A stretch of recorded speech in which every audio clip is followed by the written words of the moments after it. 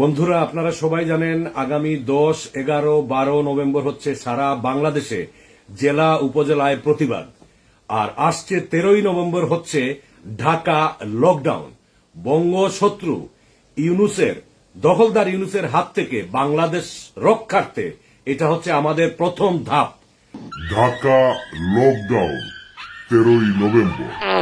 আশা করছি এই আমাদের অস্তিত্বকে টিকিয়ে রাখার লড়াইয়ে আপনারা সবাই একাত্মতা ঘোষণা করবেন।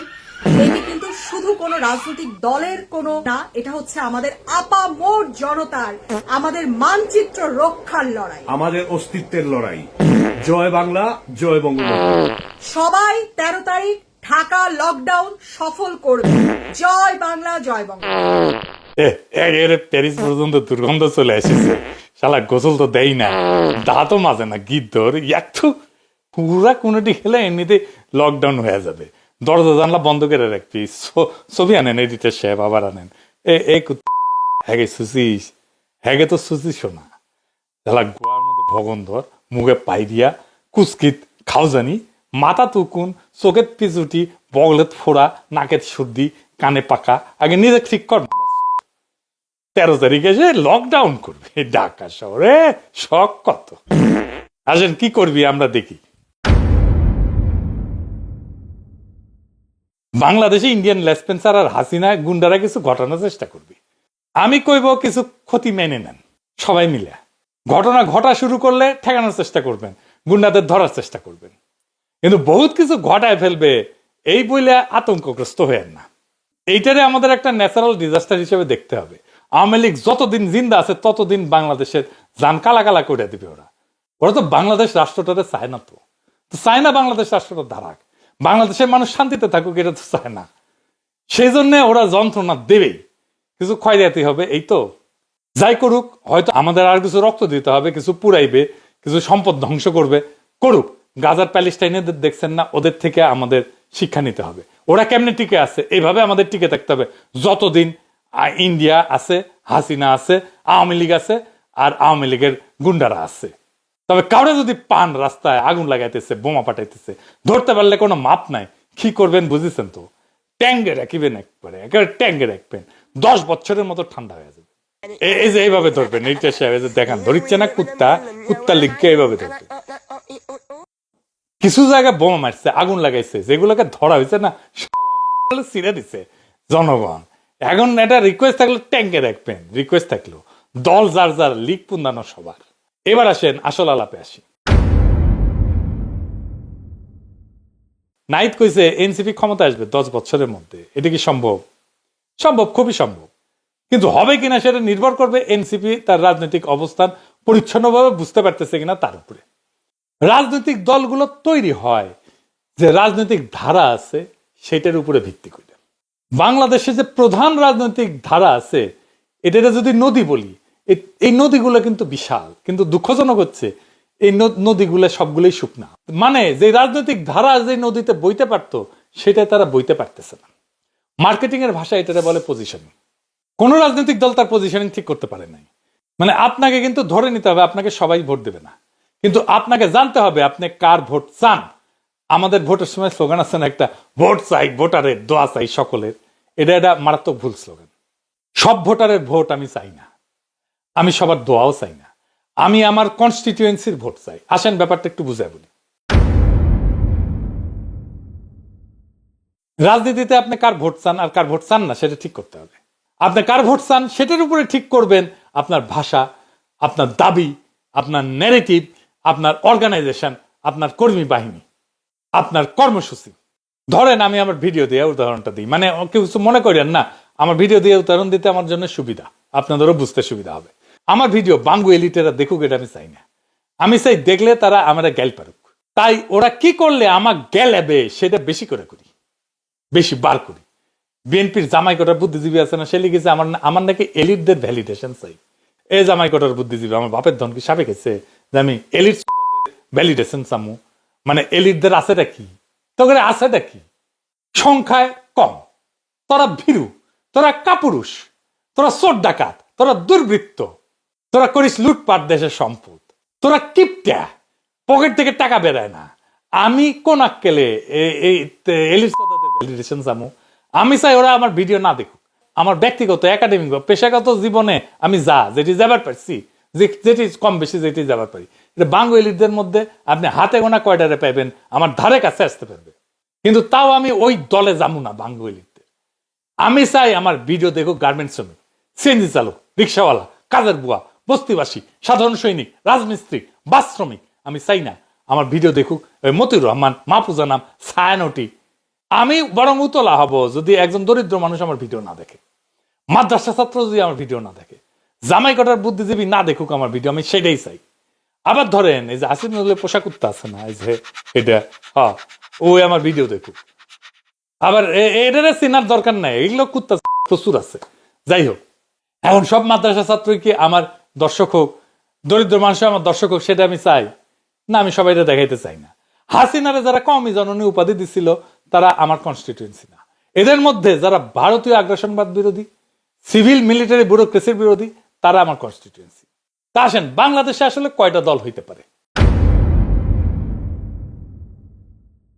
বাংলাদেশের 3টা বড় দল গঠিত হওয়ার সম্ভাবনা আছে।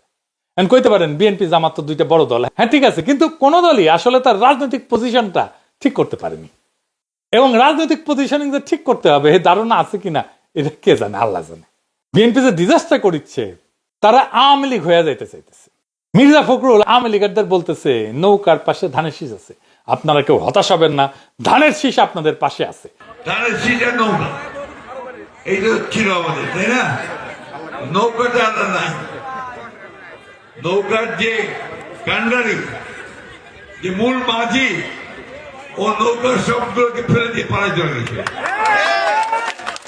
ইন্ডিয়া চলে গেছে, ঠিক না? এখন আমাদের যারা এখানে নৌকা পড়ছেন সারা বাংলাদেশে, তারা তো একটু অসহায় অবস্থায় আছে যে আমাদের মূল লক্ষ্যে পাড়ায় গেছে, আমরা এখন কি করবো?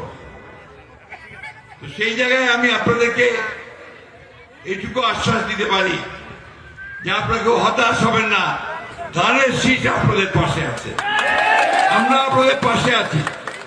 আমরা বেঁচে থাকতে আপনাদের গায়ে কেউ ফুলের টোকাও দিতে পারবে না। এই কথাটা আমরা পরিষ্কার করে বলছি আজকে। এটা যে শুধু বক্তৃতা তা না, দেখেন কইতেছে মাঠের ক্যাম্পেনে যে আমরা আগে নৌকা ছিলাম এখন ধানের শীষ। শুনেন, এটা আমরা অনুরোধ করতেছি ধানের শীষে ভোট দিবেন। এই যে সামনে যে ফেব্রুয়ারিতে ভোট হয়েছে, বুঝেছেন, যেহেতু নৌকা নাই ধানের শীষে সবাই দিবেন। এটা সবাই আপনার ধানের শীষ এখন, আমরা নৌকা ছিলাম, হ্যাঁ এখন ধানের শীষ নাই, ও চলে গেছে। তার মানে ধানের শীষে সিল দিলে ওটা নৌকার জেয়ে পড়বি, ধানের শীষে সিল দিলে ওটা নৌকার জেয়ে পড়বি। আপনি নৌকার সিল মারিচ্ছেন, এটা মাথায় রেখেন। এটা মাথায় রেখেন তারা কিভাবে লীগের পুনর্বাসন করতেছে। বিএনপি বুঝতে পারতেছে না যে আওয়ামী লীগ পুরোপুরি অতীত হয়ে গেছে, এটা শেষ, মরে গেছে। আওয়ামী লীগকে কব্বর দিয়ে সামনের দিনে রাজনীতি করতে হবে। উল্টা ওরা আওয়ামী লীগকে পুনর্বাসন করে আগামী রাজনীতি করতে চাইতেছে বিএনপি। বাংলাদেশের মানুষ একসময় মুসলিম লীগকে ব্যবহার করে পাকিস্তান অর্জন করছিল, পাকিস্তান হাসিল করছিল, পরে আওয়ামী লীগকে ব্যবহার করে স্বাধীন বাংলাদেশ হাসিল করছে। এই দুই দলের জীবনের উদ্দেশ্য যখন পূর্ণ হয়ে গেছে, তখন কিন্তু তারা তখন নতুন বাস্তবতায় নিজেদের রূপান্তর করতে পারেনি, ফলে তারা মরিছে, মরাই থাকবে। বিএনপিও এরকম 24-এর আন্দোলনে বিএনপিকে নেতা মানছে সবাই। বিএনপি নতুন বাস্তবতায় নিজেকে আর পরিবর্তন করতে পারেনি। বিএনপি মনে করতেছে তারা যা কইবে, যেহেতু তারা বড় দল, পাবলিক তাই খাবে। জি না, দুনিয়া এত সোজা না। জনতার মন কোন রাজনৈতিক দলের গুদামে জন্মায় না, বরং জনতার মনের যে ধারা থাকে সেই ধারার উপরে ভিত্তি করে রাজনৈতিক দল, রাজনৈতিক চেতনা, রাজনৈতিক আদর্শ এটা তো গড়ে ওঠে। বাংলাদেশের জনগণের বহু ধারা আছে, কিন্তু বড় শক্তিশালী ধারা 3টা কইছি না, কিন্তু রাজনৈতিক দলগুলো এই 3টা ধারা ঠিক মতো চিনতে পারতেছে না, তাই তারা তাদের পজিশনিং করতে ব্যর্থ হইতেছে। আওয়ামী লীগের সময় সবাই মিলে বিএনপিকে নেতা মানছে, আমরাও মানছি। আমি বিএনপির সাথে কাজ করছি, একান্তভাবে তারেক রহমানের সাথে কাজ করছি। হাসিনা পালানোর পর এখন 3টা ধারা প্রত্যেকে নিজের নিজের গতিপথে ছুটবে, এটা স্বাভাবিক।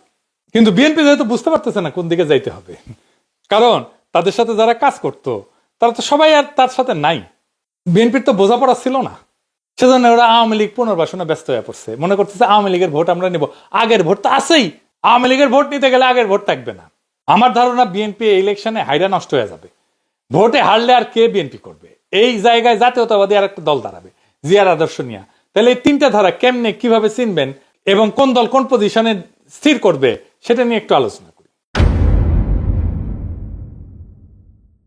প্রথম ধারা ন্যাশনালিস্ট, জাতীয়তাবাদী ধারা, এটা জিয়াউর রহমানের রাজনীতি। তারা বাংলাদেশের জনগোষ্ঠীকে পশ্চিমবঙ্গের বাঙালির চাইতে রাজনৈতিকভাবে ভিন্ন এইভাবে উপস্থাপন করছে। পাহাড়ের সাথে সমতলের বিবাদ মেটানোর একটা সম্ভাবনা তৈরি করছে। করতে পারছে কিনা সেটা অন্য জিনিস, কিন্তু সম্ভাবনা দেখাইছে। বাঙালির রেসিস্ট জাতিবাদী রাজনীতির অবসান দেখছে, ভারতীয় আধিপত্যবাদের বিরুদ্ধে দাঁড়ানোর ক্ষমতা দেখছে। 2 নম্বর হইতেছে ইসলামী ধারা। এই ধারা বিপুল শক্তি এবং সমর্থন পাইছে, কিন্তু ভবিষ্যতে ঠিক কিভাবে নিজেদের বিকশিত করবে তার নিশানা নাই। শুধু ইসলামী রাজনীতি হিসেবে এদের সম্ভাবনা একসময় সীমিত হয়ে যাবে। বিশ্ব পরিস্থিতিও তাদের অনুকূলে না। তবে তারা যদি রাইট স্ট্র্যাটেজি নিয়ে অ্যালায়েন্স করতে পারে লিবারেলদের সাথে, এমনকি লেফটদের সাথে, তাইলে তাদের সামনে দাঁড়ানোর মতো কোনো শক্তি থাকবে না। কিন্তু তারা এখনো সেই পথে এখনো হাঁটে নাই। 3 নম্বর ধারার আলোচনা শুরু করার আগে এইটা একটা প্রসঙ্গ অবতারণা করা জরুরি। আমি এটা আগেও নানা আলাপে বলছি। এখানে এনসিপি তার রাজনীতি দাঁড় করাতে চেষ্টা করছিল। আমরা নয়া বন্দোবস্তের কথা শুনছি, তাই না? সেটা কি?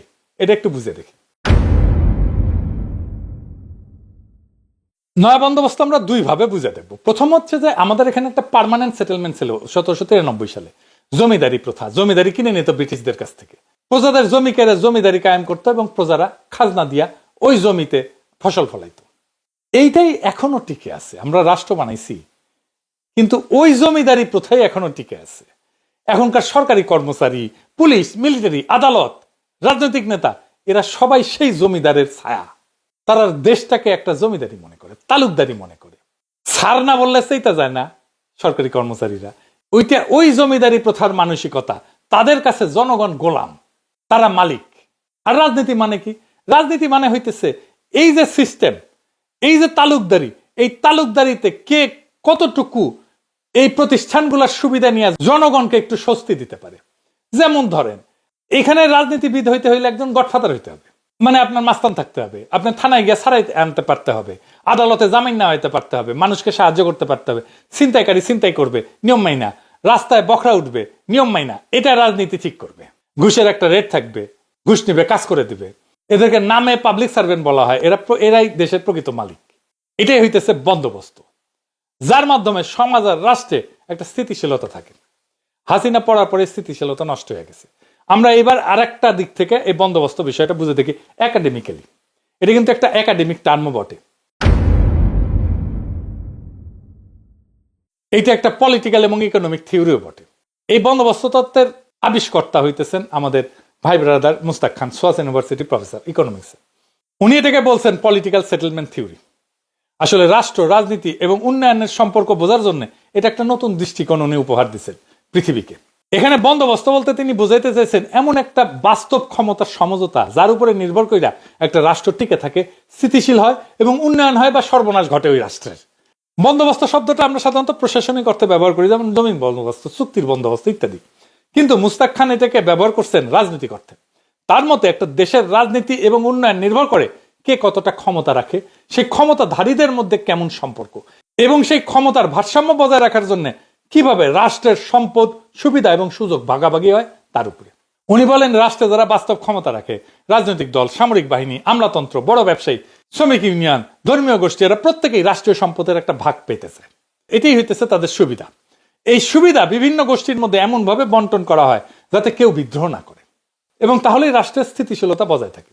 এই বাস্তব ভারসাম্য, যেখানে ক্ষমতাবানদের স্বার্থ মিলে একটা সমঝোতা তৈরি হয়, সেটাই মুস্তাক খানের ভাষায় বন্দোবস্ত। তার মতে উন্নয়ন তখনই ঘটে যখন এই বন্দোবস্ত তুলনামূলকভাবে স্থিতিশীল থাকে এবং কিছু সুবিধা উৎপাদনশীল খাতে ব্যবহৃত হয়। তো মুস্তাক ভাই বলছেন যে দেশের রাজনীতি বা উন্নয়ন আসলে কাগজের আইন বা ভালো প্রতিষ্ঠান দিয়ে চলে না, চলে ক্ষমতার ভাগাভাগি দিয়া। কিভাবে ভাগাভাগি হয়েছে? এই ক্ষমতার ভাগাভাগির নামেই তিনি দিচ্ছেন বন্দোবস্ত বা সেটেলমেন্ট। বাংলাদেশে অনেক বছর ধরে যে পুরনো বন্দোবস্ত চলতেছে, সেটা হলো রাষ্ট্র, আমলা, সেনা, রাজনীতিক, বড় ব্যবসায়ী, এলিট, এরা মিলে একটা বোঝাপড়া করে রাখছে। এরা একে অপরকে সুবিধা দেয়, ঘুষ, টেন্ডার, চাকরি, কন্ট্রাক্ট সব ভাগাভাগি করে নেয়। জনগণ এখানে মালিক না, বরং বন্দী। কারণ রাষ্ট্রের অফিস, পুলিশ, আদালত সবই এই এলিট শ্রেণীর নিয়ন্ত্রণে। এই সিস্টেমে স্থিতিশীলতা আছে, কিন্তু ন্যায় বিচার, ইনসাফ, নাগরিক অধিকার নাই। কেন নাই? কারণ এইটা ওই সেই চিরস্থায়ী বন্দোবস্তের ছায়া। আর নয়া বন্দোবস্ত মানে হইতেছে পুরনো ব্যবস্থাটাকে ভেঙে রাষ্ট্রকে জনগণের মালিকানায় ফেরানো, মানে পুলিশ প্রশাসন আদালত রাজনীতি সব জায়গায় জনগণের সেবা জবাবদিহিতা ফিরে আনা। এখানে বন্দোবস্ত মানে কিন্তু নতুন কোনো দল গড়া না, বরং ক্ষমতার একটা নতুন ভারসাম্য তৈরি করা, যেখানে সিদ্ধান্ত হবে জনগণের স্বার্থে, নিয়ম হবে সবার জন্য সমান, আর সুযোগ বা সুবিধা ভাগাভাগি হবে যোগ্যতার ভিত্তিতে, দলীয় আনুগত্য দিয়ে না। বোঝা গেছে? সহজভাবে পুরনো বন্দোবস্তের রাষ্ট্র মানে কয়েকজন বড় লোকের দপ্তর, আর নতুন বন্দোবস্তের রাষ্ট্র মানে সব মানুষের ঘর। পুরনো বন্দোবস্তে আইন মানে ক্ষমতাবানদের ঢাল, নতুন বন্দোবস্তে আইন মানে দুর্বলের আশ্রয়। মুস্তাক ভাই বলছে যে ভালো প্রতিষ্ঠান আগে না, আগে ভালো বন্দোবস্ত। মানে আগে ঠিক করতে হবে কে আসলে ক্ষমতা চালাবে, কেমন ভাবে ভাগ হবে সেই ক্ষমতা এবং সুবিধা। যখন এই ভারসাম্য ন্যায্যভাবে হবে তখন ভালো প্রতিষ্ঠান নিজে থেকে টিকে যাবে। যখন রাষ্ট্রের ক্ষমতা এবং সুবিধা ভাগাভাগির নিয়মটা ন্যায্য হবে, ইনসাফপূর্ণ হবে, তখনই দেশ ঠিক মতো চলবে। সোজা কথায় বন্দোবস্ত হইলে এক দেশের রাজনৈতিক এবং অর্থনৈতিক বাস্তবতার নেপথ্যের চুক্তি, যা চোখে দেখা যায় না, কিন্তু রাষ্ট্রের সব সিদ্ধান্ত উন্নয়নের গতিপথ এটা নির্ধারণ করে। বিএনপি এই আগের বন্দোবস্ত রাখতে চায়। জামাত যেহেতু আগে কখনো ক্ষমতায় যায় নাই, তাই তারা আগের বন্দোবস্তের ব্যাপারে স্থির সিদ্ধান্ত নিতে পারে নাই। তারা ঠিক কি করবে সেটা এখনো স্পষ্ট না, এটা তাদের একটা দুর্বলতা বটে। রাষ্ট্রের এবং সমাজের এই গভীর দার্শনিক অবস্থা কিভাবে মোকাবেলা করবে জামাত, এই ব্যাপারটা স্পষ্ট তাদের এখনো ধারণা নাই। এই নয়া বন্দোবস্তের কথাই বলছে এনসিপি। এই নয়া বন্দোবস্তে প্রজারা নাগরিক হয়ে উঠবে, রাষ্ট্রকে তাদের আসল মালিকের কাছে বুঝাই দেবে। এখানেই জনগণের ভেতরে একটা তৃতীয় ধারা জন্ম নিতেছে। জনগণের ভেতরে একটা সংস্কারের আকাঙ্ক্ষা আছে না, এটাই নতুন বন্দোবস্তের আকাঙ্ক্ষা। তারা চায় রাষ্ট্র আগের মতো না চলুক, নতুন ভাবে রাষ্ট্র চলুক, রাষ্ট্র জনগণের হয়ে উঠুক। বিএনপি চায় না রাষ্ট্র জনগণের হয়ে উঠুক। এই তৃতীয় ধারার পথে যাত্রা বেশ কঠিন। এই তৃতীয় ধারায় যাওয়ার মতো শক্তি এখনো অর্জন করতে পারে নাই বিএনসিপি। এখন প্রশ্ন হইতেছে এনসিপি কি পারবে এটা করতে? তারা কিভাবে ইলেকশন করবে? তারা কি অ্যালায়েন্স করবে? তারা কি ঐক্য করবে? কোন নতুন দল কি সেই পথে হাঁটবে, নাকি ইতিহাসের পথ ধরে অজানা কালের অপেক্ষা করবে? আমরা এখনো এটা জানি না। তবে সময়টা খুব জটিল, আমরা কয়েক সপ্তাহের মধ্যেই জানতে পারবো। বড় পরিবর্তন হয়ে যাবে, আগামীর গতিমুখ নির্ধারিত হয়ে যাবে। রাজনৈতিক দলগুলো যাই করুক, জনগণের একটা এজেন্সি দাঁড়ায় গেছে, তারা চাইলে কিছু করতে পারে। এখন তাদের কণ্ঠস্বর দাঁড়াইছে, তারা আগের বন্দোবস্তে ফিরতে চায় না। তাই আগামী সময়ে পুরনো বন্দোবস্তের রাজনীতির ধারক এবং বাহক বিএনপির বাইরের শক্তির একটা ব্যাপক ঐক্যের সম্ভাবনা আমি দেখি। যদি এর মধ্যে জামাত তার ভবিষ্যৎ স্ট্র্যাটেজি আর মিত্র বাইছা নিতে পারে, তাহলে এই ঐক্য খুব দ্রুতই হয়ে উঠবে, আর সারা দেশের মানুষ তার পিছনে র্যালি করবে। আমরা এমন এক সময়ের মুখোমুখি যেখানে পুরনো বন্দোবস্ত দুর্বল হচ্ছে আর নতুন রাজনৈতিক ভূখণ্ড ধীরে ধীরে তৈরির প্রচেষ্টা চলতেছে। এই যুগান্তকারী মুহূর্তে আমাদের চাবি হলো স্পষ্ট অবস্থান, জনভিত্তিক পজিশনিং এবং নীতিগত সাহস। ইতিহাসে বড় পরিবর্তন আসে তখন যখন সাহসী নীতিগত পছন্দ এবং জনভিত্তিক কৌশল মিলিত হয়। যদি এনসিপি বা কোনো নতুন প্ল্যাটফর্ম সত্যিকারের প্রতিনিধিত্ব করতে চায় জনগণে, তারা প্রথমে নিজেদের পজিশনটা পরিষ্কার করবে, জনসাধারণকে কেন্দ্রে রাখবে এবং শক্তিমত্তা এবং ন্যায্যতা দিয়ে, ন্যায় দিয়ে, ইনসাফ দিয়ে তার রাজনীতিটা তৈরি করবে। যখনই আমরা পুরনো তালুকদারি জমিদারি বন্দোবস্তের ছায়া ভাঙতে পারবো, একটা অনুকূল জনমুখী বন্দোবস্তের দিকে অগ্রসর হইতে পারবো, সেটাই বিপ্লবের আকাঙ্ক্ষা। আমরা ওই আকাঙ্ক্ষার দিকে ধাবিত হব এবং বাংলাদেশ সেই দিকেই যাবে ইনশাল্লাহ। ইনকিলাব জিন্দাবাদ।